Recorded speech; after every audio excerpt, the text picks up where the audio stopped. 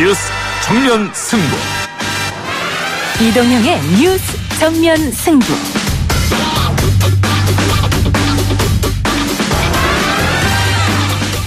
청취자 여러분 안녕하십니까. 이동형입니다. 이동형 뉴스 정면 승부. 먼저 오늘 준비한 내용부터 알려드립니다. 기무사가 대통령과 장관의 긴밀한 국정 토의를 감시할 까닭이 없다. 지휘권자까지 감시하는 실태라면 기무사가 벌이는 도감청의 범행은 짐작조차 하기 어려울 것으로 보인다. 군 기무사령부가 과거 노무현 정부 시절 대통령과 국방부 장관 사이의 통화까지 몰래 엿들었다는 내부 풍어와 수백만 명에 이르는 민간인과 군인을 불법으로 사찰했다는 증언까지. 어제 저희도 소식 전해드렸습니다만 국정원 출신 더불어민주당 김병기 의원과 기무사 계획에 관한 이야기 나눠보겠습니다. 그제 YTN 보도 들었는데 신통이도 우리 오늘 김덕균 소장하고 마주 앉아서 토론할 내용들을 다 예평했습니다. 종전선언 문제까지 들고 나와서 이제 남측을 좀 흔들라고 이제 잡들이 할 수 있다. 남북 장성급 군사회담이 판문점에서 열렸습니다. 북측 안익산 수석대표의 말을 들어봤는데요. 지난달 14일 이후 47일 만에 열린 회담, 의제와 진행 상황들 최강병기에서 짚어보겠습니다. 결국은 우리 사회가 어쨌든 통합을 향해서 가야 되고 그런 점에서 이해를 해주셨으면 합니다. 자유한국당 김병준 비상대책위원장이 경남 김해 봉하마을에 있는 고 노무현 전 대통령 묘역을 참배한 후에 했던 말입니다. 자유한국당 수장으로서는 이례적인 행보에 대해서 당내에 반발하는 목소리도 들리는데요. 3부 더 보수에서 보수들의 시각을 들어보도록 하겠습니다. 원스코이브에 과연 금화 또는 금괴가 있는지와 그 양은 어느 정도인지 현재로서는 저희도 파악을 할 수가 없는 상황입니다. 현재 금 시세 또 환산을 하여도 약 10조 원 내외가 되는 것으로 알고 있습니다. 보물선 돈스코이호 신일그룹 최용석 대표가 해명 기자회견을 했습니다. 150조가 아니라 10조, 그것도 알 수 없다는 것이죠. 150조 보물선은 거짓이었다는 말인데요. 이 신일그룹에 이상한 점이 있습니다. 팩트 진검승부에서 알아보도록 합니다. 7월 31일 화요일 이동형 뉴스 정면 승부 시작하겠습니다.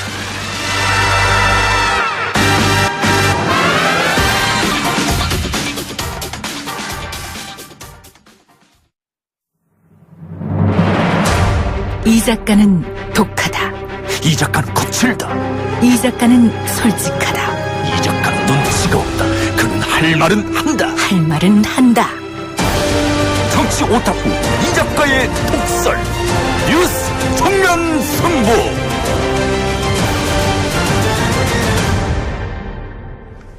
국군 기무사령부에 대한 의혹이 끊임없이 제기되면서 기무사가 사면 초과에 놓였습니다. 기무사 개혁위원회는 당초보다 개혁을 앞당겨서 이번 주 안에 개혁안을 내놓을 방침이라고 하는데요. 최근 국회 국방위원회 업무보고 자리에서 기무사 개헌 문건을 공개한 더불어민주당 김병기 의원 연결해서 이야기 나눠보도록 하겠습니다. 의원님 나와 계십니까? 안녕하십니까? 예. 김병기입니다. 자, 보안사에서 기무사로 이름을 바꾸고 네. 꽤 오랜 세월이 흘렀습니다만 지금 기무사가 가장 위기에 놓여있다 이렇게도 보여지는데 의원님 기무사 현 상황을 어떻게 지금 보고 계십니까? 뭐 총체적 난국이죠 한마디로. 어제 그 군 인권센터가 주장한 내용에 따르면 굉장히 좀 충격적인 내용이 많습니다. 아직 그 확인 작업을 조금 더 해야 될 것 같긴 합니다만은 군 통수권자인 대통령의 전화를 감청했다. 이걸 우리가 어떻게 받아들여야 할까요? 뭐 국기문란이죠. 한마디로 정말 더 그게 사실이라면 할 말을 잃습니다. 불법적으로 도청한 거 아니겠습니까 결국은? 그렇습니다. 감청보다는 도청에 가깝다고 보여집니다. 또 일반 국민들을 경찰망을 이용해서 사찰을 했다는 건데 네. 이것은 경찰의 협조가 있었다고 봐도 될까요? 적어도 무기는 하지 않았을까요? 그러면은 뭐 의원님 국정원에도 계셨으니까 국정원과 기무사가 이 뭐 보안이라든가 감청이라든가 뭐 양대 산맥이라고 할 수 있잖아요. 정보 통해서는. 네. 그 좀 다른 점이 있으면 뭐가 있고 또 공통점이 있으면 뭐가 있다고 할 수 있을까요? 국정원은 어쨌든 그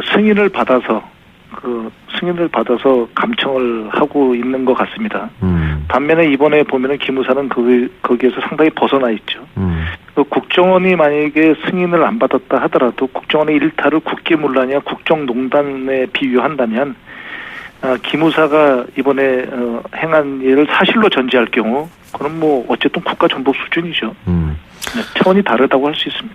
국정원은 어쨌든 대통령 뭐 산하에 있다고 볼 수 있지 않습니까? 대통령 말만 국정원장은 들으면 된다 이런 말도 있고요. 네. 기무사는 그러면 도대체 누구 말을 듣기에 대통령까지 감청할 수 있을까? 이런 의구심이 드는데 기무사는 그냥 완전히 독립됐다 이렇게 봐도 되는 건가요? 그렇게 보면 안 되죠. 예. 그 국방부 장관의 지시를 철저하게 받아야 되는 기관일 뿐입니다. 그럼에도 불구하고 이런 짓을 벌였다고 하는 것은 뭔가 기무사들이 뭔가 생각을 어떤 다른 생각을 가지고 하지 않았느냐. 일단 일각에서는 지금 보도 나온 내용도 보면은 그 노무현 대통령 시절에 도감청을 한 것은 다음 정권에게 이러한 내용을 보고하기 위해서다. 또 이런 얘기가 있더라고요.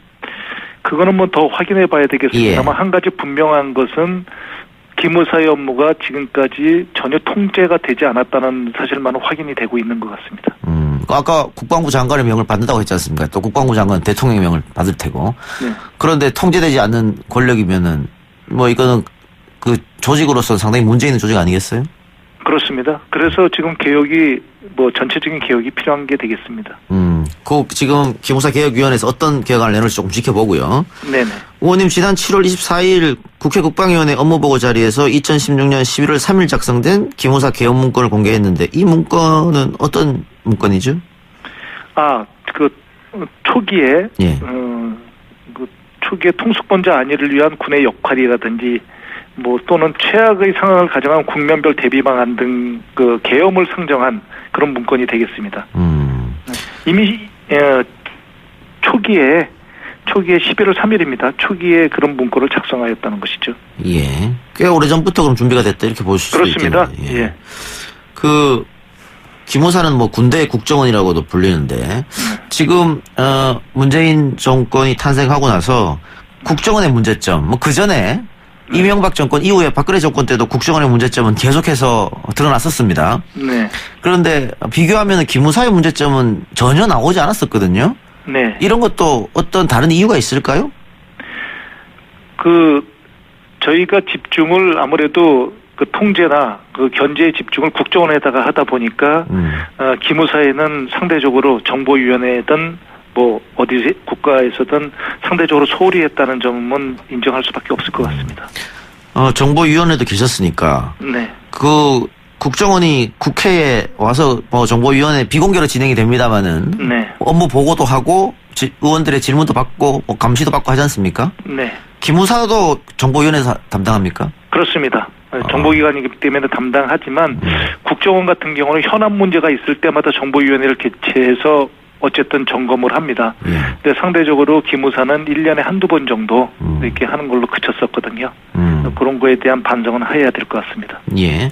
그럼 다시 그 계엄령 문건에 가서 말이 많습니다. 국방부 전 국방부 장관이 지시했다. 혹은 전 기무사령관이 지시를 했다. 이런 얘기가 많은데 최종 지시는 결국 누가 했다고 일단 의원님은 보고 계십니까?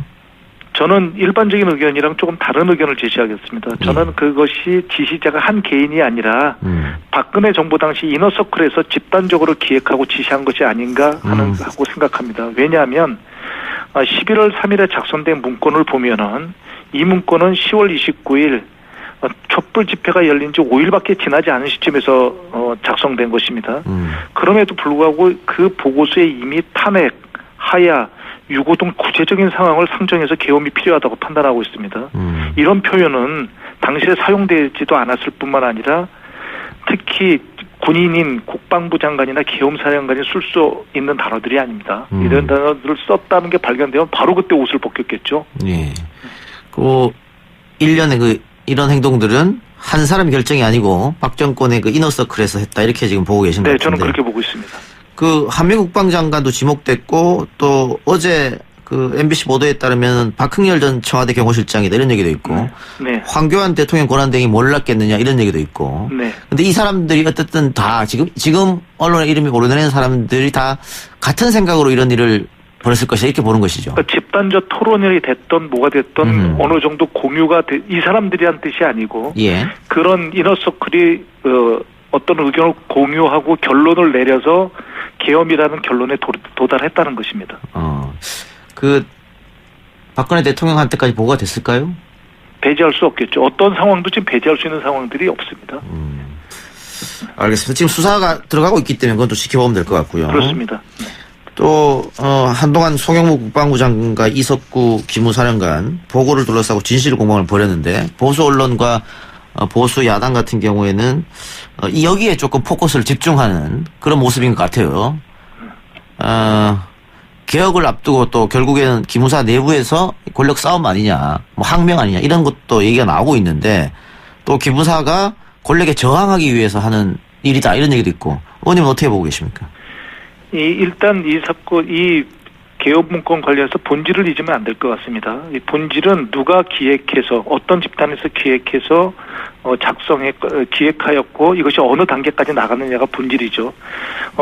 그 논란 송영무 국방부 장관과 이석구 기무사령관의 그 보고를 둘러싼 진실 공방반을 특정해 보더라도 이석구 기무사령관도 그렇지만 민대령의 행태를 한번 보시는 것이 중요하다고 봅니다. 민대령의 행태를 보면 오히려 기무사 개혁이 왜 필요한지 단적으로 보여주고 있습니다. 군인은 상관과 의견이 다를 경우에 상관에게 다른 이유를 먼저 보고해야 되는 건 당연한 겁니다. 그러지 않을 경우에 한해서 내부적 고발이 검토되겠죠. 그런데 그날 상황을 한번 보십시오.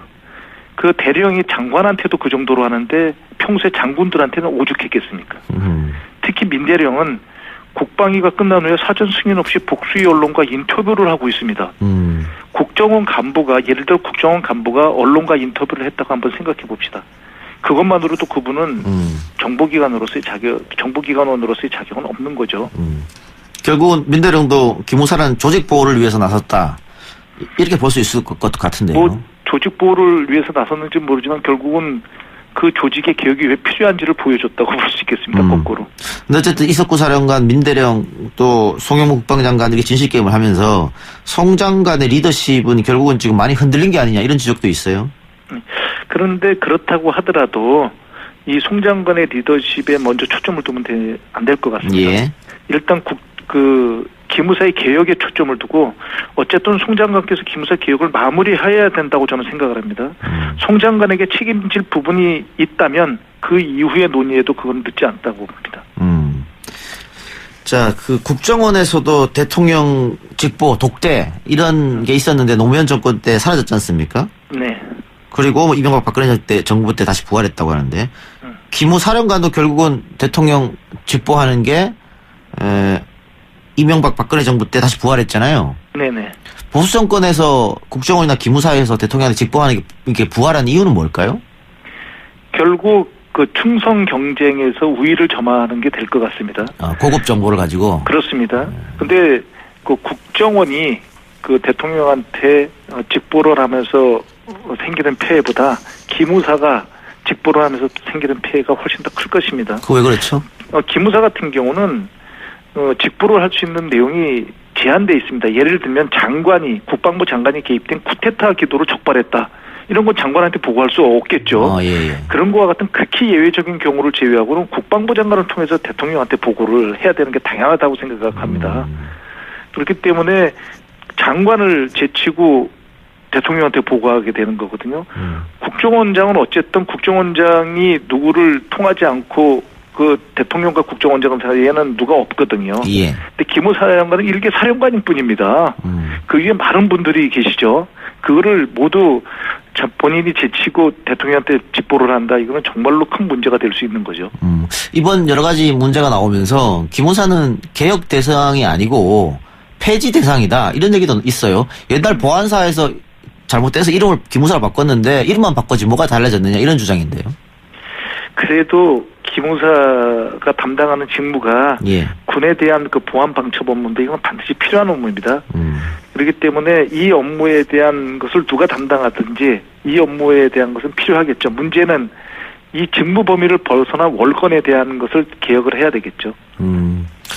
의원님 국정원에 있으면서 그 이명박 정부 때 조금 이명박 정부로부터 탄압도 받았고 그랬었는데 네. 요즘 최근에 아들 채용 문제가 불거지게 됐어요. 여기에 대해서 개혁에 저항하는 세력이 음해다 이렇게 반박했는데. 네. 아들 문제에 대해서는 아들이 굉장히 피해자이거든요. 근데 피해자가 오히려 문제에 있다고 되는 게 개탄스럽습니다. 그렇지만 그거는 이거를 확인하는 데는 어렵지 않을 것입니다. 그러니까 제가 공적인 지위를 이용해서 그것을 이렇게 확인하고자 했다면 정보위원회에 속기록 또는 제가 요청한 자료, 요청한 그런 서면 질의 자료 등 이런 것들이 다 남아있지 않겠습니까? 예. 그걸 확인하면은 금방 확인이 된다고 생각을 합니다. 그래서 그거를 적당한 기회에 확인을 요청할 예정입니다. 알겠습니다. 오늘 말씀 여기까지 듣겠습니다. 네, 감사합니다. 예, 고맙습니다. 네, 안녕히 계십시오. 지금까지 더불어민주당 김병기 의원이었습니다. 1부는 여기까지고요. 2부 최강병기로 돌아오겠습니다. 딱딱하고 지루한 뉴스가 소설보다 흥미진진해지는 새로운 경험. 놀라셨죠? 이것이 바로 이동준의 뉴스 정면 승부.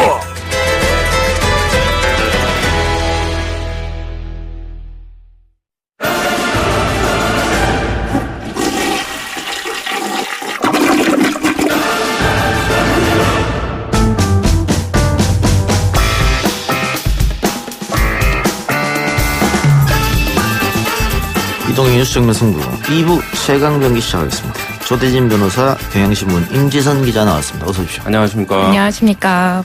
자, 임지선 기자, 오늘이 본격적 뉴스 정면 승부 데뷔 무대입니다. 네. 잘할 수 있습니까?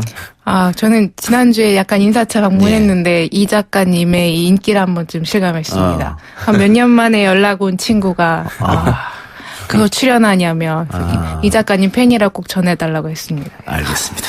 새삼 놀랐습니다. 그래요. 못하면은 바로 교체입니다. 자, 제주도에서 가족 캠핑을 갔다가 실종된 여성 행방이 닷새째 확인되지 않아서 공개 수사로 전환했다. 일단 임 기자님 이 사건의 경위를 좀 알려주시죠. 예, 지난 10일 이 제주도 세화항에서 가족과 함께 카라반 야영을 하고 있었던 30대 여성 최모 씨가 이 25일 오후 11시 50분쯤에 마지막 행적이 확인되고 그 이후부터는 확인되지 않아서 지금 이 실종 상태인데요. 이 당시 편의점에 들러서 김밥과 소주 그리고 커피 종이컵 10개짜리 한 줄을 산 뒤에 이 확인이 되지 않고 있습니다. 그리고 나서 이 당시 새벽, 그러니까 자정쯤에 남편이 이 전화를 했었고요. 이후 그 다음날 오후 3시에 경찰에 신고를 한 상태입니다. 어쨌든 술을 좀 먹었던 것 같은데요. 그렇죠. 네. 만취했다는 말도 있습니다만 그 CCTV를 보면 네, 멀쩡한 것 같아요. 멀쩡한 것 같아요. 네. 그러니까 물건 사는데 비틀거리지도 않고 네. 계산도 잘 치르고 이런 걸로 봐서 물론 이제 술이 들어가도 이렇게 안 취한 것 같은 사람들이 있긴 합니다. 근데 그 화면으로만 봤을 때는 많이 취한 것 같지는 않아 보였는데 이제 그 방파제 인근에서 환경미화원이 이 사람의 이 여성의 무슨 물건으로 보이는 걸 찾지 않았습니까? 그런데 그때 이제 소주병도 발견이 됐는데 빈 소주병이었던 걸로 봐서 아마 이동한 뒤에 또 술을 좀 더 먹지 않았나 이런 생각도 듭니다. 자, 그러면 여러 가지 가능성이 있을 텐데 일단은 실족사가 있을 테고요. 네. 그다음에 이제 범죄 혐의, 그렇죠. 범죄에 연루된 그런 가능성이 있을 테고요. 세 번째는 스스로 또 목숨을 끊을 가능성도 있을 테고요. 경찰은 네. 크게 한 세 가지를 가능성을 그렇죠. 열어놓고 지금 수사를 하는 것 같은데 일단은 휴대전화하고 신용카드는 바닥에 있었다는 말입니다. 그렇죠. 네. 네. 그게 이해가 잘 안 이쪽 돼요. 이해가 안 가죠. 만약에 실족했다면은 그걸 그렇죠. 들고 떨어지는 게 정상이 아닌가 싶어요. 그러니까 실족을 했거나 투신을 했거나 이런 의도였으면 그런 상황에서 이런 거 뺄 거 빼고 이런 상황이 아니거든요. 근데 이제 중요한 것들 소위 말하는 중요한 것들은 고스란히 남겨놓고 이제 본인만 사라진 걸로 봐서 이게 어떻게 보면 납치된 거 아니냐 이런 그 범죄에 관련된 가능성도 지금 의심이 되고 있는 상황입니다. 예, 범죄 관련 의심이 또 되는 이유는 지금 5일째 발견되지 않고 있지 않습니까? 만약에 실족사를 했다고 하면 그 전문가들 말에 의하면은 지금 수온이 상당히 높기 때문에 하루나 이틀이면 사체가 떠오른다고 하고 있거든요. 네, 근데 지금도 그렇죠. 발견되지 않고 있죠. 예, 현재까지도 발견되지 않고 보통 여름이면 하루나 이틀이면 물 위에 사람이 이제 뜨게 되어 있는데 아직까지 발견되지 않고 있기 때문에 이 범죄 가능성이 점점 더 얘기되고 있고 경찰은 지금까지 계속 이 실족이라는 거에 중점을 두고 수색을 해왔거든요. 그래서 앞으로는 그리고 오늘부터 그 방향을 약간 전환해서 그래서 육지 수색에서 나선다고 합니다. 예, 만약의 가능성도 대비하고 있다고 하고요. 근데 또 전문가는 이런 얘기도 합니다. 그 하루 이틀이면 물에 뜨게 되어 있다고는 하지만은 이 그 혹시라도 떨어진 그 상태에서 갑자기 해류에 휩쓸렸거나 물에 잠긴 채 휩쓸려 갔더라면 굉장히 먼 곳에서 발견될 수도 있기 때문에 그 가능성도 배제할 수 없다고 합니다. 예. 조금 더 이해가 안 되는 부분이 있는데 어쨌든 가족끼리 여행 간 거지 않습니까? 그렇죠. 기간은 조금 오래됐다고 합니다만은. 그리고 그 남편은 자고 있었고 여성분은 술에 취한 채로 편의점에 왔다. 그리고 카라반으로 돌아가지 않고 방파제에 앉아서 소주 한 잔을 더 먹고 언니한테 2번 통화 시도를 했다고 하거든요. 네. 언니한테 왜 통화 시도를 했을까? 그렇다면 상식적으로 부부 간에 다툼이 있지 않았을까 이런 생각도 할 수 있는 거잖아요. 뭐 그게 확인은 안 됐습니다만은 뭐 이제 뭐 싸웠다는 얘기도 있다라는 일부 보도도 있습니다. 뭐 싸우는 소리가 들렸다. 근데 지금 11시 5분에 편의점을 들려서 술을 샀는데 언니랑 그 30분 뒤인 38분쯤 11시 38분쯤 통화를 했거든요. 통화를 시도한 정황이 나고 있는데 언니는 받지 않았고. 예, 받지는 않았죠. 그러니까 한 30분 정도 술을 먹고 나서 이제 언니한테 하고 싶은 얘기가 있어서 시기가 오르니까 좀 전화를 했을 가능성이 높고 그 이후에 관련돼서 뭐 어떤 선택이라든지 상황이 또 변화가 있었을 가능성이 있는 거죠. 언니한테 하고 싶었던 말이 있었던 것 같은 게 이제 언니한테 2번 전화를 했거든요. 11시 5분에 사고 바로 13분에 먼저 한번 전화를 하고 받지 않으니까 다시 한번 또 전화했기 때문에 분명히 하고 싶었던 말이 있었던 것으로 보입니다. 그래요. 어쨌든 경찰이 지금 대대적인 병력을 투입해서 찾고 있다고 하니까 하루빨리 실종 여성이 가족의 품으로 돌아가기를 바라고요. 자, 오늘 남북 장성급 군사회담이 판문점에서 열렸습니다. 오늘 회담 어떻게 진행됐습니까? 예, 오늘 오전 10시부터 남북 장성급 회담이 시작됐는데요. 남측에는 이 김도군 국방부 소장과 그리고 북측에서는 안익산 육군 중장이 수석 대표로 각각 참여했고요. 오늘 10시부터 지금 수석 대표 회의가 6시까지 진행이 되고 있고 이 6시 지금 현재 그 3차 수석 대표 회의가 진행 중에 있다고 합니다. 결국은 뭐 이제 굉장히 오랜만에 열렸는데 어떤 대화가 오가느냐 그게 중요한 거 아니겠어요?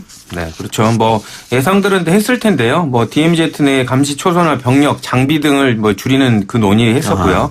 그다음에 이제 6.25 전사자 유해 공동 발굴 문제 관련된 얘기도 논의도 뭐 있을 것으로 예상이 됩니다. 그리고 뭐 북한 측도 이미 지금 뭐 방송을 통해서 남한 측이 YTN 보도를 통해서 어느 정도 다 예측을 하고 있더라 뭐 이런 얘기도 했었는데요. 그런 걸로 봐서 본인들도 어느 정도 의제를 남한이 예상하고 있었을 것이다라고 좀 생각을 했던 부분도 있었을 것 같습니다.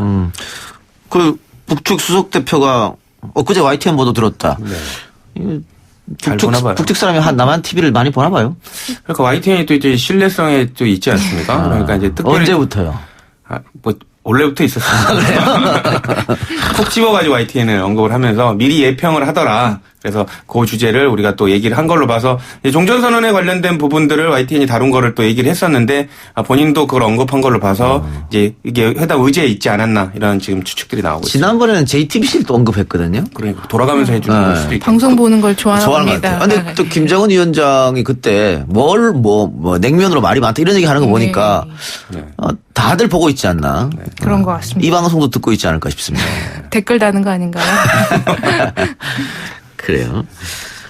자, 그러면은, 아까 우리 조 변호사가 말한 대로, DMZ 내 감시 초소의 병력과 장비를 철수하는 방안. 이것은 지금 협상 테이블에 앉은 사람만 논의가 되고 합의가 되면 금방 이루어질 수 있는 문제 아닙니까? 이 지금 DMZ 내 남측에는 이 GP가 이제 80개, 80개 정도 있는 것으로 알려져 있고 북측은 150개 정도 있는 것으로 알아요. 이걸 한꺼번에 당장 철수하기는 쉽지는 않을 것 같아요. 그리고 단계적으로 얼마나 어떻게 이 순서대로 철수하느냐 그런 합의를 지금 조율하고 있는 거 아닌가 싶습니다. 우리 측이 얘기한 비무장지대를 평화지대로 만들자. 이거는 어떤 말이에요? 그러니까 우리가 말한 대로 원래 남북 선언회, 그러니까 남북 판문점 합의 때 김정은 위원장하고 문재인 대통령께서 그 얘기를 하지 않았습니까? 그 일환으로서 이제 어떻게 보면 그 중간 지대에 있는 그 무기들을 빼자. 그래서 이제 어떻게 보면 이제 소통하고 이런 부분에 지금 단초로 만들자 그런 취지인 것 같습니다. 예, 북한이 종전선언을 서두르고 있다는 관측을 부정하지 않았습니다. YTN에서 그렇게 말했는데 다 맞다고 그랬으니까. 그럴 수 있다 생각한다는 예. 거 보면요. 그리고 우리 수석대표 김덕윤 국방부 대북정책관이 인사말을 통해 가지고 금년 가을이면 좋은 수확을 얻게 될 것이다 이렇게 얘기했단 말이죠. 이게 다 연관된 말 아닌가요? 근데 이제 뭐 아까 말씀드린 대로 김정은 위원장하고 문재인 대통령께서 선 합의를 해버리시지 않았습니까? 뭐 올해 안에는 그 연내 그 종전선언을 한다라고 얘기를 해버렸기 때문에 평화무드에 대해서 실무자들이 이제 결과를 내놔야 되는 그런 좀 압박도 있겠죠. 그렇기 때문에 뭐 물 흘러가는 대로 하다 보면 좋은 결과가 있을 수밖에 없지 않나 그렇게 싶습니다. 또 중국에서 양재츠 위원이 왔는데 굉장히 실력자란 말이죠. 중국에서는. 네. 그 비공개로 왜 왔을까? 예, 이게 갑자기 이제 확인된 사실이었고 극비리에 방한했었는데요. 양재츠 중국 외교 담당 정치국원이 이 최근 청와대 이 정의용 국가안보실장을 만나고 갔다는 것을 이제 오늘 청와대 고위 관계자가 이제 사실 확인을 해줬습니다. 이 둘이 만난 것들을 보면은 결국은 종전선언 얘기가 또 나오지 않을까 싶은데요. 여기선 또 중국이 또 이 한반도 문제에 대해서 우리가 빠질 수 없다. 이제 우리가 본격적으로 개입하겠다라는 그런 이 스텝을 보여주는 거 아닌가 싶습니다. 예. 결국은 중국으로서는 자신들도 전쟁 참가하고 있고 당사자인데 그렇죠. 종전선언을 왜 우리를 빼냐. 그렇죠. 처음에는 이제 기분이 나빴었죠. 왜 나를 빼느냐, 우리를 빼느냐라는 것 때문에 기분이 나빴었는데 이제는 뭐 양재츠 부장도 그 위원도 오는 걸로 봐서 이제 적극적으로 종전선언에 대한 준비를 하겠다, 우리도 역할을 하겠다라는 메시지로 읽히고요. 뭐 이 같은 중국의 입장을 정의용 안보실장한테 어느 정도 전하기 위해서 온 거 아닌가라는 생각이 듭니다. 예. 자, 가수 윤영주 씨, 세시봉으로 유명하죠. 네. 횡령 배임 혐의로 수사를 받고 있다. 이건 어떻게 된 일입니까? 예, 어제 그 KBS에서 뉴스에서 보도된 사안인데요. 그 서울 수서경찰서에서 윤영주 씨가 이제 경기도 안성시 물류단지를 조성하겠다면서 시행사를 인수하고 이제 거기서 받은 투자금으로 이제 회사 돈을 개인적으로 사용한 혐의를 받고 있습니다. 그래서 이제 개인적으로 2010년부터 이 회사 돈 11억 원을 가지고 그 서초동에 있는 집을 샀고 또 실내 장식 인테리어를 지출한 혐의를 받고 있고 또 다른 하나의 혐의는 이 법인 자금 30억 원가량을 개인 명의로 옮긴 정황도 포착됐습니다. 경찰이 수사를 이게 한 지난해 12월부터 7개월간 정도 수사를 한 것으로 보이고요. 이 13일에 바로 검찰로 이제 불구속 기소 의견을 송치했다고 합니다. 그 경찰이 일단 혐의는 포착해갖고 그래서 검찰로 넘겼겠죠? 그렇죠. 네. 의견을 담아가지고 지금 기소 의견으로 송치를 했고요. 일단은 경찰에서 조사를 할 때는 윤영주 씨가 본인의 해명에도 불구하고 사기의 고의라든지 아니 횡령 배임에 대한 고의가 좀 있었던 걸로 지금 확인이 되는 것 같습니다. 어쨌든 윤영주 씨가 지금은 필리핀에 있는데 귀국해서 이 보도에 대한 그 입장이라든지 검찰에 이제 본인의 입장을 적극적으로 해명하겠다, 억울하다, 뭐 이런 식의 지금 입장을 내놓고 있어서 어떤 식으로 해명을 할 수 있을지 증거가 있을지 이런 부분을 좀 지켜봐야 될 것 같습니다. 잠깐만요. 윤영주 얘기는 조금 이따 다시 하기로 하고요. 지금 양승태 대북관 시절에 체계적으로 홍보를 하자. 그래서 뉴미디어도 홍보하고 일반 방송도 홍보하고 종편도 홍보하고 그러면서 패널 포섭 여기서 특히 패널 포섭은 변호사가 그렇죠. 중점으로 들어가 있습니다. 네. 35세 이상 70세 미만 이렇게 해가지고 다 걸리겠네요. 예, 이 변호사들을 포섭해가지고 상고법원에 유리한 여론을 만들어야 된다. 네. 지금 YTN TV로 백성문 변호사가 나와서 그 이야기를 하고 있는 것 같은데요. 네. 백성문 변호사도 명단에 들어가 있습니다. 아, 저는 들어가 있습니까? 조대지면서 없습니다. 그러니까 저는 어차피 안 될 사람으로 버린 몸이라고 생각하고 있기 때문에 그렇습 겁니다. 여기 저희가 잘 알고 있는 변호사 다 들어가 있어요. 들어가 있으면서도 또 진보 성향, 참여연대 이렇게 들어가 있으면서 그 사람들은 제외하고 아마 이렇게 하는 것 같은데 굉장히 꼼꼼하게 사람들을 분류했다 이렇게 볼 수 있겠네요. 저도 명단이 있었으면 저는 아마 그 내용을 갖고 제가 기자회견을 아마 해버렸을 겁니다. 그렇기 때문에 아마 접근을 못했던 거 아니에요. 이거는 변호사들한테 의견을 구하거나 이러지는 않았고요. 네. 대법원에서 자기들끼리 스스로 분류를 한 겁니다. 이 사람들을 포섭해서 우리가 한번 해보자 이렇게. 실제로 이루어지지 않았습니다만 이런 걸 짰다고 하는 자체가 양승태 대법관 시절에 대법원이 어땠느냐 상당히 문제가 있는 걸 드러내고 있는 것이죠. 괜히 무시당한 느낌이네요. 포섭이 될 거라고 생각하는 자체도 좀 아니한 발상인 것 같고요. 그렇죠. 국회의원들한테도 지금 일일이 로비하고 해야 된다는 그런 문구도 나왔잖아요. 네. 도대체 무엇 때문에 이랬는지 좀 이해가 좀 불가능합니다. 그러니까 저도 법조인들도 다 그런 생각을 하는데요. 왜 이렇게 양승태 대법원장이 본인의 뭐 치적을 넘어서 이렇게까지 상고법원에 집착을 했던 이유를 도대체 이해가 안 된다라고 지금 생각하는 사람들이 많거든요. 물론 그게 설령 이제 대법원의 지위에 대해서 조금 지위나 업무 경감을 위해서 좀 필요하다고는 하지만 이렇게까지 법관이라는 사람이 불법을 자행하면서까지 이런 걸 추진했다는 거 지금도 솔직히 본인이 얘기 안 하면 납득을 할 수가 없을 것 같습니다. 그렇네요. 근데 지금 비공개된 문건이 하나 둘 나오고 있으니까 어디까지 미쳤는지 한번 보도록 하겠습니다. 그 팟캐스트도 포섭해야 된다 그런 것도 있더라고요. 아, 그렇죠. 그러면서 비고사항에 네. 굉장히 야권 성향이 강하고 네. 정부 비판적이기 때문에 네. 힘들 것 같다 뭐 이런 글도 있더라고요. 아, 그렇죠. 그렇죠. 상황 판단은 정확하게 하고 있네요. 예, 다시 윤영주 씨 얘기로 돌아가서 윤영주 씨는 그 좀 억울하다는 입장을 나타낸 것 같아요. 네, 윤영주 씨는 지금 회사에서 빌려준 차입금이 있어서 이제 회사 돈을 썼을 뿐이지 이게 횡령은 아니다라고 주장하고 있는데요. 그래서 이게 차입금이 있다라고 주장을 하려면 그에 대한 근거가 있어야 돼서 이게 뒷받침이 된다면 좀 혐의가 뭐 풀리겠지만 그렇지 않다면 재판 과정에서 좀 치열하게 검찰과 싸우게 되지 않을까 싶습니다. 지금 외국에 있다 그래요? 그렇죠. 필리핀에 있다고 필리핀에 합니다. 네. 봉사활동 네, 하고 네. 있다고 하는데 이번 주말에 들어오겠다. 네. 보도 보고 깜짝 놀랐다. 이런 얘기를 했거든요. 그런데 경찰 조사는 받았지 않습니까? 벌써? 그러니까요. 제가 그것도 되게 의문스럽고 보도 네. 보고 깜짝 놀라서 억울하다고 하는데 네. 사실상 이미 검찰의 기소 의견으로 송치가 됐거든요. 네. 이미 서면 조사라든지 관련된 통화를 통해서 조사는 어느 정도 했을 텐데 네. 전혀 몰랐다 억울하다 이렇게 하는 것 자체가 좀 일반적이지는 않습니다. 예. 그러니까 경찰 조사를 이미 받았고 본인이 경찰 조사에서 미처 해명하지 못한 부분은 검찰에서 해명할 것이다. 네. 이렇게 얘기했기 때문에 그 검찰이 이렇게 했다고 하면 어느 정도는 입증된 거 아닌가 싶기도 합니다. 일단은 윤영주 씨가 돌아오면 조금 더 자세한 네. 정황은 파게 되겠죠. 근데 G-세시봉 조영남 씨도 수사받고 그렇죠. 또 재판까지 네. 받았잖아요. 윤영주 씨도 그렇고 순환 시대죠. 순환 시대네요. 네. 근데 이렇게 연예인들이 사업을 하려고 하는 이유는 어디에 있을까요? 불안한 미래 이런 겁니까? 결국 그거밖에 없지 않을까. 이 윤영주 씨도 보면 2009년부터 이 회사 이름 얘기해야 되는지 모르겠지만 빌 땡땡땡이라는 회사를 차리고 본인이 대표 명함을 갖고 여기에 물류단지를 조성하라고 투자 유치를 계속 얘기한 것으로 보여요. 100억대 투자 유치를 했다. 근데 10년 동안 아무런 10년 동안 진전이 아무것도 나온 게 없고 이 기사를 찾아보면 회사가 몇 년 단위로 고시행해서 2015년 완공된다. 뭐 지금은 2020년 완공 예정이라고 나오는데요. 결국 투자자를 이렇게 유명 연예인이라는 이름에 기대어서 투자금 유치하고 또 사람들이 현혹하게 되기 때문에 이런 것들 좀 많이 주의해야 되지 않을까 싶습니다. 근데 연예인들 보면은 꽤 많이 사기 사건에 연루되기도 그렇죠. 하고. 네.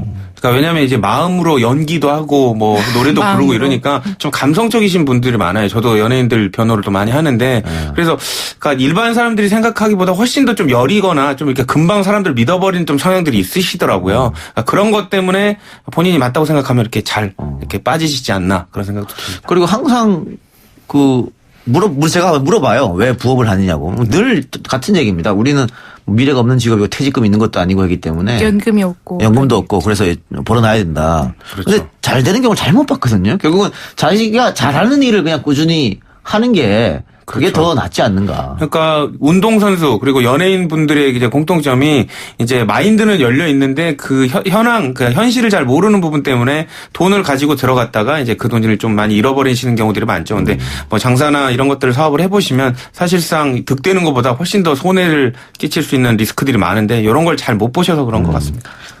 자, 이렇게 되면은 세시봉 공연도 좀 어려울 것 같고요. 그렇죠. 두 사람이나 지금 네. 곤혹을 치고 있기 때문에. 이 재판은 어떻게 예상하십니까? 일단은 검찰 조사를 좀 통해 봐야 될 것 같은데 검찰에서는 아마 또 이거를 본인이 억울하다고 하니까 아까 말씀 주신 대로 차입금 회사 돈을 빌려 썼다라는 그 부분에 대한 증거를 아마 요구를 할 텐데요. 아마도 이런 게 일반적인 변명이고 해명이라 딱히 검찰이 뭐 유의미하게 받아들이지는 않을 가능성이 높으니까 뭐 특별한 사정이 없으면 경찰의 의견대로 그대로 재판에 넘겨지지 않을까 그런 생각도 해봅니다. 예. 자, 속보가 하나 들어왔는데요. 남북 군사회담이 방금 전 종료가 됐다고 하네요. 6시 30분경에. 그래서 8시간 반 정도 회담을 했지만 공동보도문은 채택을 못했다. 공동보도문 채택 못했다고 하면은 협상이 순탄치 않았다. 이렇게 봐도 되나요? 그러게 오늘은 회담이 굉장히 신속하게 진행돼서 좋은 결과가 좀 많이 예상됐는데요. 근데 곧 7시 20분쯤에 곧 브리핑을 할 예정이고 몇 가지 합의 사항이 있다고 하기 때문에 이건 어떤 내용이 나올지 좀 지켜봐야 할 것 같습니다. 알겠습니다. 두 말씀을 여기까지만 듣겠습니다. 임 기자님, 이제 좀 적응됐습니까? 아직 안 됐습니다. 예.